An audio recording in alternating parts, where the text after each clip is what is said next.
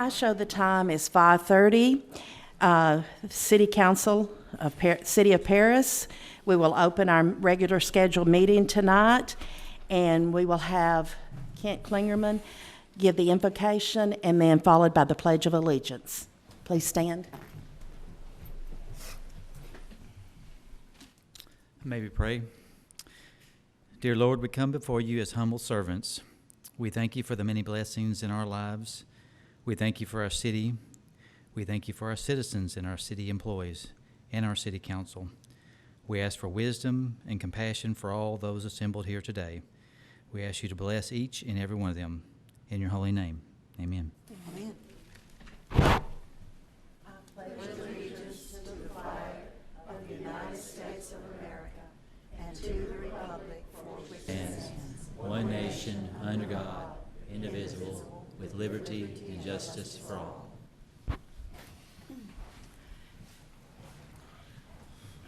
Next on the agenda is the Citizens Forum. Persons desiring to address the council must limit their presentation to more than 2 minutes unless an item is posted on the agenda.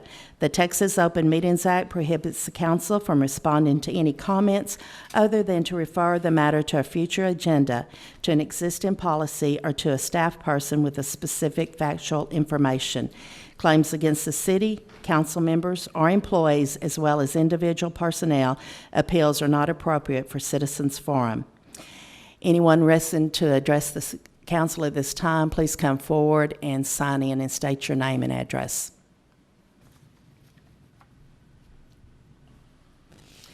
If no one wishes to come forward, then the Citizens Forum is closed. On to the consent agenda. Is there anyone on the council that needs to bring anything forward off the consent agenda? Do I have a motion that we approve the consent agenda? Make a motion. Second? All those in favor? Aye. Then the consent agenda is approved. On to our regular agenda items. Item number 8, conduct the first public hearing on a petition for de-annexation filed by Jason and Whitney Bowler for a 6.941 acre tract of land out of the John W. Williams Survey, abstract number 1001 in Paris, Lamar County, Texas, known as 6055 Clarksville Street, Paris, Texas. So I will open the public hearing up at this time. If anyone would like to speak in favor of or against the de-annexation. I believe the Bowlers are out of town, and they did express their appreciation to the council for bringing this on forward. And there will be a second public hearing at the next meeting, and after that, at the meeting after that, you'll be able to act on an ordinance. Right. So if they want to come address the council, they'll have a couple of more opportunities to do so. Right.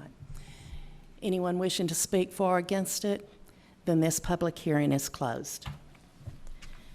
Item number 9, receive presentation about the street bond program.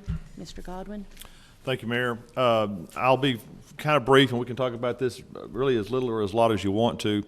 We don't need to approve the entire list tonight, and you can if you want to, because it's going to be a 2 to 3 year program, and what we're proposing is a 3-year program.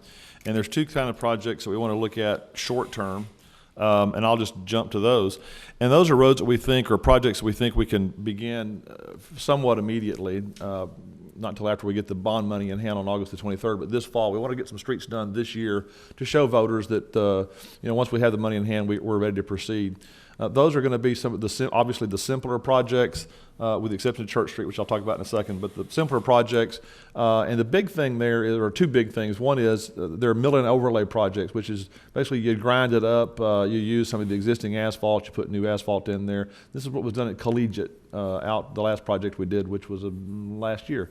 And so it's less expensive, it's less invasive. We probably won't need to hire an engineer to do any of that sort of thing. We'll just bid that out and get those projects done.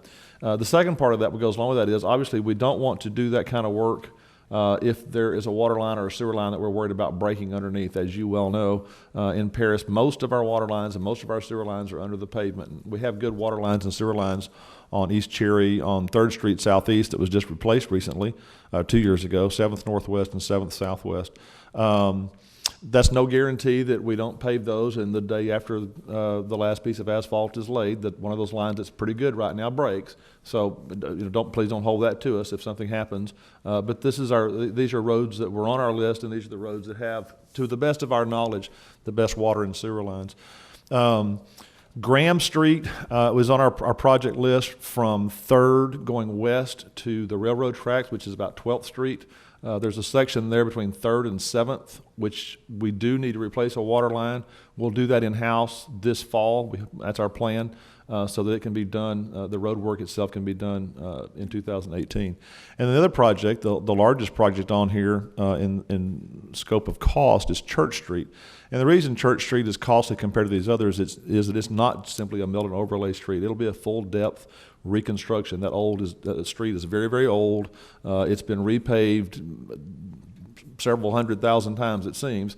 And I've mentioned this before, I think, in council meetings. I've been asked several times, why are the curbs so short there? Well, they're not. They're regular depth curb. It's just been repaved so many times the curbs are gone.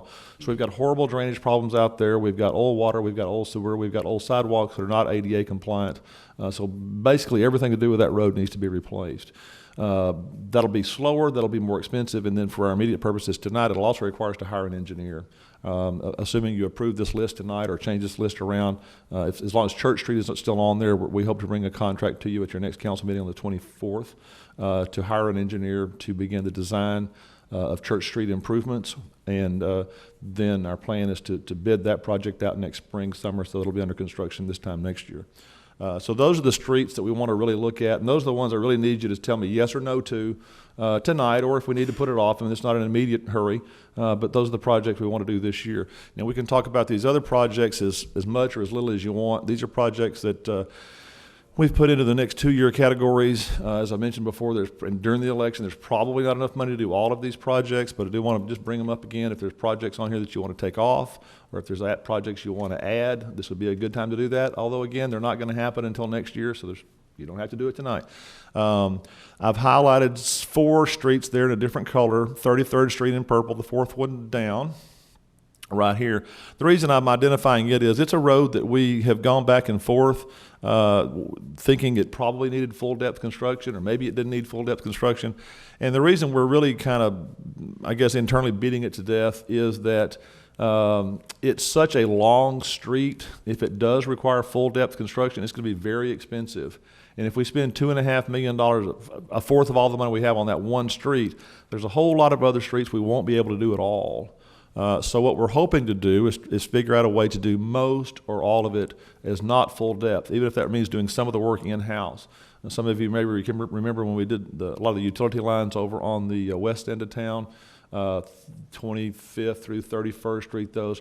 That was a combination where we did a lot of the work in-house. Rufus is somewhere here. I saw him. There he is, behind the pole. There he is. Rufus Hill's here. His crew, he's just our street superintendent. He did a lot of that stuff in-house, hand in hand with the contractor. They worked in tandem at the same time in a lot of cases to make sure that we had a good road on those 6 blocks between Bonham and Graham back then. So that's one of those that's a little bit up in the air. We won't do it until next year in any case. And then the 3 in yellow, those are other streets that at this point we think will require full depth reconstruction, so they'll be a bit more expensive as well, and will require engineering as well, although we're not prepared to finalize our recommendation on that, and not prepared to hire an engineer yet. 25th Northeast is actually 2 different segments. I ran them together there for space, but there's a piece there that can be mill and overlay, and there's a piece we think is probably going to need full construction. The good news is, overall, a majority of these streets are mill and overlay. Now, some of them will have to have some curb work, some of them will have some different things added to that we'll try to do in-house, because we're trying to get as many lane miles of streets as we possibly can. Again, as a reminder, these are all collector streets, and this is just to kind of give you an idea of the layout of them. Those 4 in red are the ones we're wanting to do in 2017, so that hopefully in the next several months we'll start construction and finish construction. This is Cherry, this is 3rd, and this is 7th Northwest, and of course 7th Southwest. So those are the 4 we're after. And of course Church over here, right out the window, is the one we want to start engineering on. The piece of Graham that we'll do utilities on, again, using our in-house CIP crew, is this one right here. So I've talked a lot, and I'll stop and ask if you have any questions or instructions for us. Paula, I'll start down there with you. Do you have any comments or any questions? Ms. Portugal? Several of these streets I am so happy to see on the list, and I know the staff must have spent an awful lot of time prioritizing and assessing all this, so thank you, staff, for that. It looks good to me. I'm especially happy to see Church. Okay. Ms. Knox? I'm fine, thank you. Appreciate your efforts Great. very much. Mr. Tornado? Yeah, I appreciate your efforts too, John. When you first came out with this list, you had like 6th, 8th, and 12th Street on there. Right. Yeah, the reason those are not on there, and I'm glad you asked, because other people are probably wondering that too. We are redoing those now because we're digging them up. And the expectation was when we dug those up for the utility lines, 8th is done or 6th is done, whichever one's already done. 2 of them are under construction now. We didn't think we were going to tear them up as much as we ended up tearing them up. So we've done a lot more road work on there now. 8th is finished. Yeah, is in pretty good shape. So we won't need to redo it. It might need it in a few years, but we moved it down the list. It's still on our list, but it's down the list to like number 40 now instead of in the top 20. So that's the reason why it's getting done through the utility Right. project. Okay, another thing, on 6 Southeast, there's that railroad crossing there. Can you ask the railroad to fix it, or, I mean? We it's really have bad. several times, and one of the things we talked about in our prioritizations, and it's still kind of on our own internal unofficial list, is we're kind of trying to squirrel away, that's a technical term, squirrel away some money that if we have to help pay for part of that at 6th Street, I'm willing to do that. Of course, I'll have to come back and ask you, but it's just horrible, you know. And so, yes, that's something we hope to do. And Jerry's been fussing at the railroad for a while, and they don't care a lot. But yes, that's on our list. I tell you what, 8th Street is something else now, man. Done a great It's come a job. long ways, It from really did. bad to horrible to pretty good. Yeah, we drove it last night. Bridges will also be doing this week, that intersection of the railroad. We're gonna go in because we're not getting help right now from the railroad, so we're gonna do kind of an overlay patch there to smooth that out somewhat till we get something done, so. Yeah, thank you. Ms. Lancaster? Been good. Okay. No comment. Okay. Well, I have a couple of Okay. comments. I think the 2017, I don't have any trouble with Okay. going forward on that. Okay. But I would like to possibly look at some of the ones for 2018 and 2019. Okay. And maybe look, one that's really concerning to me, that's heavily traveled, and I think I have spoken to you about it in the past, is North Collegiate between Clarksville and the Loop. That gets a lot of travel, and it is breaking down. I mean, you can see where it's starting to break down. Okay. And I think, you know, I know we don't have enough money to go everywhere, but I think we really need to look at those that are the most You traveled. said Clarksville to the Loop? Lamar. then. Lamar Yeah, to the okay, Loop, 'cause I'm we got sorry, Lamar to Clarksville. the Okay, Loop. yeah, Because okay. I know we have Yeah, the other okay. already done. Yeah. But that is one of mine that's a great concern. And then just sort of, let's just double check these for 2018 and 2019 before we go forward. But I don't have any, and I appreciate all the hard work that staff has put into this, Okay. because I know it's not an easy job.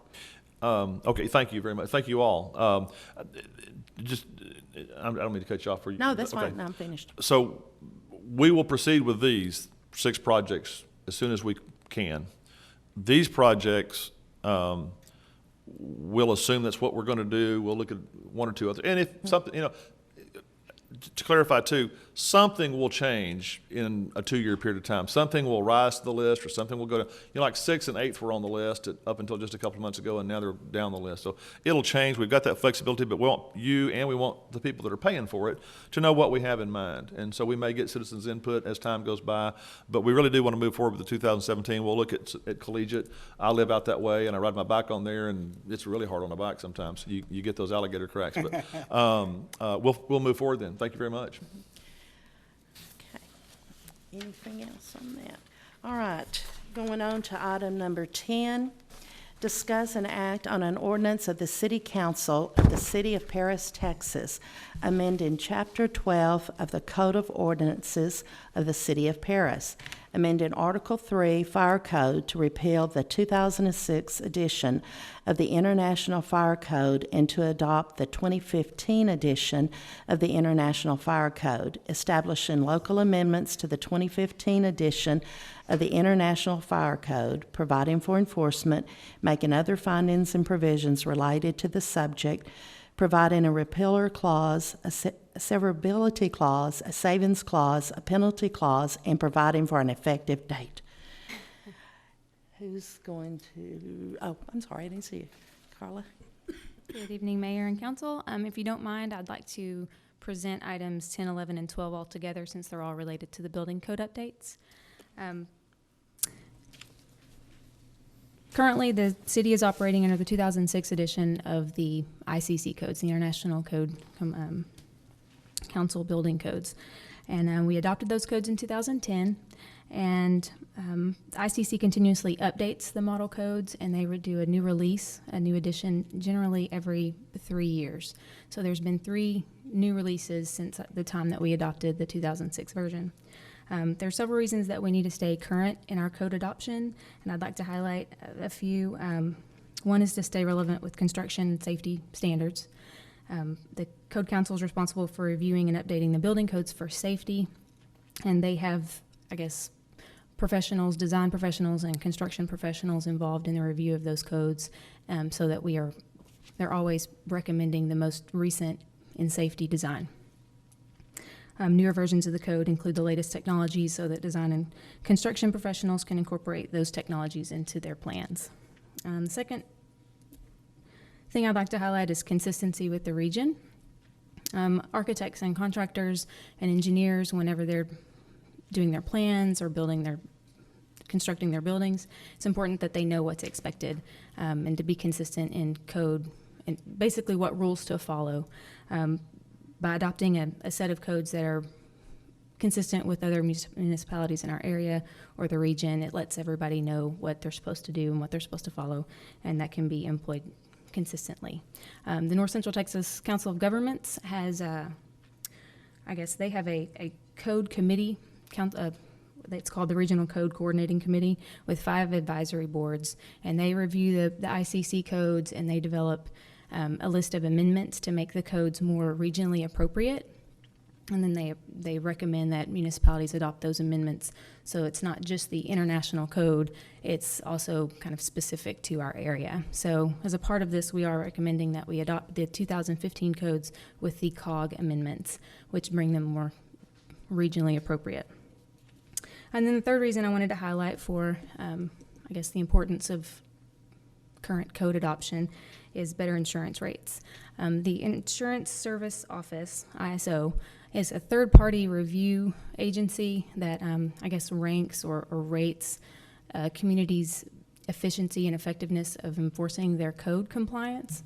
And in June of 2016, Paris was evaluated, and on a scale of 1 to 10, with 1 being the best and 10 being the worst, pardon me, we received a 9.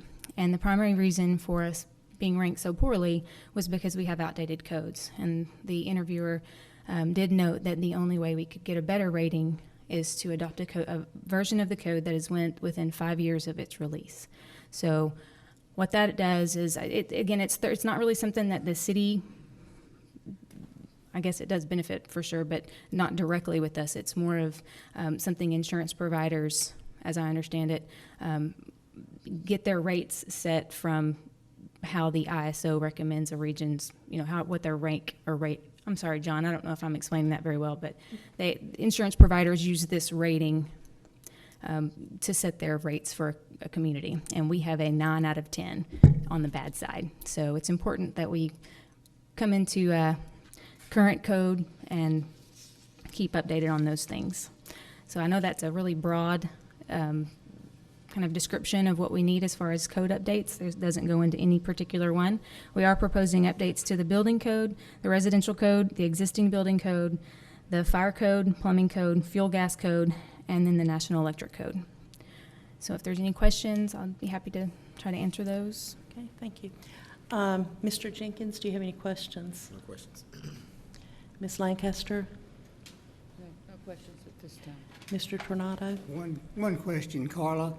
Will adopting these new building code standards, will they result in construction costs going up? Someone asked me that, and I didn't know what to say.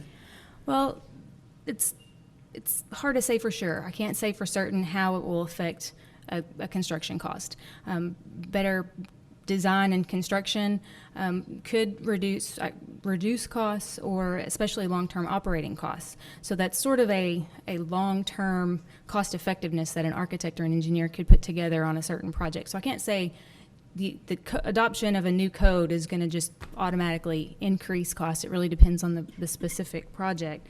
But I can say that newer codes are designed to be safer, and the intent of the code adoption is to ensure the safety of the people that are going to occupy the building, as well as emergency responders going into the building in the case of a fire or a natural event. And there is documentation that says that building to a current code, the damages are reduced in the event of a fire or a natural disaster or something like that. So I can't say if it'll go specifically up or down, but the intent is safety and longevity of the structure, and I think the newer codes do support that. Thank you. Ms. Knox? I read the information as much as I could that you supplied, and thank you for that. What effect is this going to have on any historic restoration? Most of the historic buildings will fall under the existing building code. Okay. So there are some variances in there to the building code that I guess alleviate some of their new requirements. But if a building is brought down to almost nothing, and basically if it's going to be a 75% remodel or overhaul, then that might kick you over to the building code, full compliance with the building code. But that's why we adopt the existing building code, because we do have a lot of existing structures that want to, people here want to remodel what we already have, not build from new. And so we do reference that existing building code a lot. How long have we had that rating of 9? I do not know what the previous rating was. It's been very many years. When we met with them last year, their hope was to increase us to like a 5 or a 6, but we didn't adopt the new codes. In fact, we're 2 cycles behind, almost 10 years behind, and so we're still at 9. So it's been like 6 or 8 years, I don't remember, but it's been a long time. Okay. Well, And thank you just for to that. clarify that, I'm sorry, I didn't mean to interrupt you. Just, some of you may be more familiar with ISO ratings when it comes to the fire code. ISO comes in and rates your fire department every few years. And so this is not talked about as much, but just like the fire code, it also has an impact on your insurance rates for property. Thank you. Anything else, Ms. Knox? I'm good, thank you. Okay, Ms. Portugal? Thank you for bringing us up to speed on it. It was a page turner. After page, after page, after page. Well, it never ended. And the one at the word processor. I just have a couple of things. Again, sort of like Mr. Tornado, I had a few people that called me and contacted me about if they are already in existing work on a project, is it going to kick their cost up, or were they going to be sort of grandfather claused in? The Do way we know? Well, The way we've been handling that, because we've been working on these codes for several months, and so Right. when we've had pre-application meetings or when developers come in, we've made note to, hey, we're currently under the 2006, but we're working towards 2015, and if they make a submittal, then to our department, that basically stops the time clock. So if they've already made a submittal and they're under design, our adoption of new codes tonight will not make them have to go back and redesign or change anything. If they were, already underway and they had made a submittal to the city. Okay. But all new projects, Going forward. yes, and it then. will go on our website, and we will tell everyone we are under the 2015 code. And then I should this guess pass. the other thing that concerns me a little bit is, we've got a lot of people that live in poverty and elderly, them complying with some of these things. Are we going, that's just a, yeah, I don't think cost is an issue. Kind of like she was saying, there may be some, depending on what you're building, what you're doing, it may make some things more expensive. It'll likely make some things less expensive, so it's kind of a luck of the draw. I think overall it'll be revenue neutral. okay. One of those things that we didn't mention is that can save you cost is when if we have an out-of-town builder, developer, plumber, electrician, whatever, and we get those, almost all of them are used to using the 2015 code. So if they come to our town, they'll almost always charge people more money to work in Paris because they're having to work under a code they haven't worked under in 5 or 8 or 10 years, and it's confusing to them. Okay. And that's why you have these codes were invented back in the 70s and 80s, so plumbers Okay. and Do we, tradespeople wouldn't do get we know confused. when the ISO would come back in and look at our, if we adopt this Couple of years. tonight? I Couple of think they years? do that on like a 2-year rotation. So we would still be at a 9 even if we Till adopt next year, these right, till right, they come back right. in and reevaluate us. And then the way I understood it too, Carl, you said that these codes are comparable to things in our area. So this is not something that we would have to, like Dallas would have to, their codes would look a little bit different than ours here in a A little rural bit. area. The code, they create this code for the whole country. Uh-huh. And then they stick international in front of it, which scares people, but it's what we already have. And so the COG, and we use the COG out of Arlington, North Central Texas COG, because our COG, ARC COG is smaller, doesn't have that kind of staff level. They create these amendments that make sense for your local jurisdiction. Okay. For this area. So, yeah, it may be the same as Dallas or Arlington, but it's not the same as Boston or Wisconsin, Okay. places like that. Okay. All right, I have no more questions. And so we need to adopt these tonight? Yes, ma'am. Do we need to do them, I guess, one at a time? Okay. All right, do I hear a motion for item number 10 to pass an ordinance amending Article 3, the fire code? I believe that's number 10. Do I hear anyone motion to pass that one? I'll make the motion. Ms. Knox, a second? Second it. All those in favor? Aye. That pass. Item number 11, to pass an ordinance amending Section 7-16 and 7-18 of Article 2 Building Code. Is that electrical code? Residential? Anybody? I'll make a motion that we adopt this one. Second. All those in favor? Aye. Number 12, to pass an ordinance on the plumbing and gas. I guess that's the only one on that. Do I hear a motion to pass this ordinance? I'll make a motion to pass it. Second? Mr. Jenkins, all those in favor? Aye. And I think that's all of the ordinances. Great, thank you all very much. Okay. Item number 13, discuss and act on a resolution of the City of Paris, Texas, finding that Encore Electric Delivery Company, LLC's Encore R Company application to change rates within the city should be denied. Finding that the city's reasonable rate case expenses should be reimbursed by the company. Finding that the meeting at which this resolution is passed is open to the public as required by law, requiring notice of this resolution to the company and legal counsel. Mayor and council, this is a somewhat routine sort of a thing. It happens every few years with gas and with electric rates. These companies file applications to increase their rates, and we, in both cases, and we did gas, I think, just last month, we're part of a consortium of cities. In this case, it's the steering committee of cities served by Encore. As a group, we hire consultants to review those cases and tell them that they're charging way too much, and they tell us that they're charging just the right amount. And so we go through this. We delayed the effective date by 90 days, and then we're required to act before August to approve or to deny. And in this case, we're recommending denial, and then this will go to the PUC for their ultimate decision-making, which is what always happens in any case. Okay. Ms. Portugal, do you have anything to ask about it? No. Okay. Ms. Knox? Not at all, thank you. Mr. Tornado? No. Ms. Lancaster? Mr. Jenkins? No question. I have nothing. Then do I hear a motion that we pass this resolution? I make a motion. Lancaster? Second it. Second by Mr. Tornado. All those in favor? Aye. Okay.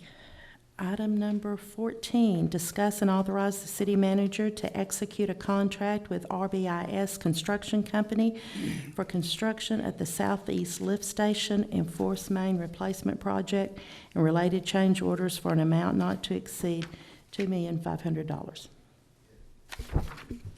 All right, Mayor and Council. Oh, sorry, I just sneak keep up on surprising me. you.